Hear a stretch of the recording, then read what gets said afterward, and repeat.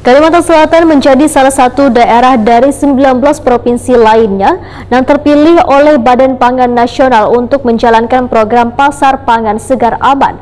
Program ini telah membentuk 2 pos pantau di 2 pasar tradisional yaitu Banjarbaru dan Kabupaten Banjar. Kalimantan Selatan menjadi salah satu daerah dari 19 provinsi lainnya yang terpilih oleh Badan Pangan Nasional untuk menjalankan program Pasar Pangan Segar Aman. Program yang dilaksanakan di bawah naungan Dinas Pertanian dan Ketahanan Pangan Kalimantan Selatan, bidang ketahanan pangan ini telah membentuk 2 pos pantau di 2 pasar tradisional yaitu Banjarbaru dan Kabupaten Banjar. Sekretaris Dinas Pertanian dan Ketahanan Pangan Kalimantan Selatan, Imam Subarka memedahkan program Pasar Pangan Segar Aman ini sebagai upaya untuk memastikan pangan yang dijual di pasaran benar-benar aman untuk dikonsumsi oleh warga. Program ini diharapkan dapat dilakukan secara berkelanjutan di pasar-pasar yang ada di kabupaten kota lainnya di Kalimantan Selatan. Khususnya di Kabupaten Tabalong, nah nantinya ujar Imam Subarka akan menjadi pintu gerbang ibu kota negara pada 2024 mendatang. Memang benar kita menjadi salah satu lokasi yang dipilih oleh Badan Pangan Nasional terkait dengan kita gerakan launching ya nasional pada tanggal 20 November 2023 terkait dengan kegiatan Pasar Pangan Segar Aman.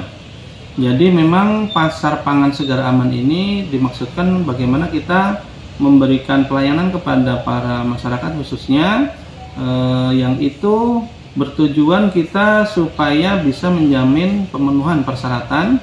Yang pertama adalah pangan yang kita perjualbelikan ya dari para petani kepada masyarakat konsumen itu adalah aman. Yang pertama, yang kedua segar.